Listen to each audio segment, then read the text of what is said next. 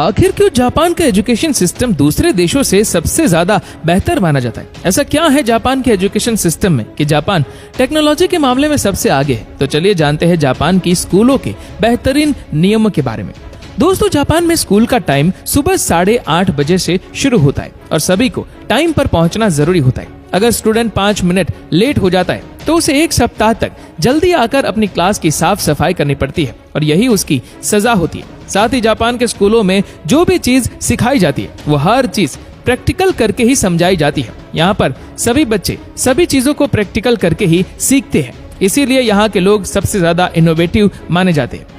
Japan के स्कूलों में छात्रों के लिए लंच के लिए एक ही मेन्यू सेट किया जाता है। वहाँ स्कूल लंच भी एक तय सिस्टम के हिसाब से ही बनाया जाता है। यहाँ पर न्यूट्रिशन को ध्यान में रखते हुए खाना बनाया जाता है। साथ ही सभी बच्चों को खाने से पहले प्रार्थना भी करवाई जाती है। ऐसा करने के पीछे जापान के लोगों का मानना है कि अन्न का बगाड़ कभी ना करें और इसके बाद सभी स्टूडेंट खाना शुरू करते हैं। साथ ही यहाँ के सभी टीचर्स और प्रिंसिपल्स भी यही खाना खाते हैं। इस तरह का नियम बच्चों में पारिवारिक वैल्यू स्थापित करने के लिए बनाया गया है।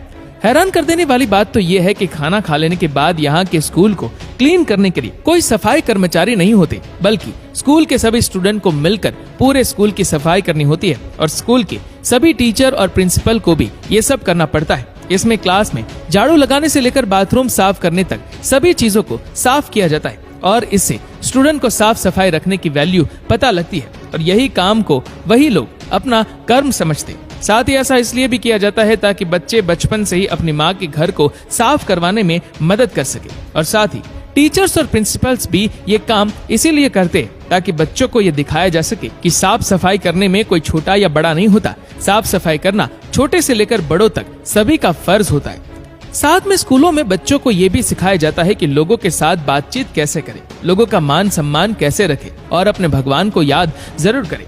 जापान में स्कूलों में ही बड़ों के सामने झुकने के लिए प्रेरित किया जाता है और ये स्कूल आते जाते वक्त करना जरूरी होता है। साथ ही जापान के सभी स्कूलों में सैटरडे और संडे छुट्टी भी रखी जाती है और सभी बच्चे सैटरडे और संडे अपने परिवार के साथ पूरा दिन अच्छे से वक्त बिताते हैं। साथ ही जापान में न्यू ईयर एक काफी इम्पोर्टेंट त्योहार है। आपको ये जानकर हैरानी होगी कि न्यू ईयर के दिन आपको सड़कों पर तो क्या कहीं पर भी कोई भी लोग दिखाई नहीं देंगे, क्योंकि सभी लोग न्यू ईयर पर अपने परिवार के साथ मनाते हैं। वहाँ सब समझते हैं कि परिवार एक व्यक्ति के जीवन का सबसे सुंदर उपहार है। वहाँ पर हर कोई अपने से सामने वाले व्यक्ति के साथ आदर और सम्मान से बात करते हैं। वहाँ सबको अभिवादन के साथ बुलाया जाता है। ये सब इन बच्चों को स्कूल में ही सिखाया जाता है। अब जानकर हैरान रह जाएंगे कि जापान के स्कूलों में 10 साल तक कोई भी एग्जाम नहीं लिया जाता। ऐसा इसलिए किया जाता है क्योंकि जापान के स्कूलों में ज्ञान से ज्यादा सभ्यता सिखाना जरूरी समझा जाता है। वहाँ ये माना जाता है कि स्कूल के पहले कुछ साल सिर्फ बच्चे के डेवलपमेंट पर ध्यान देना चाहिए,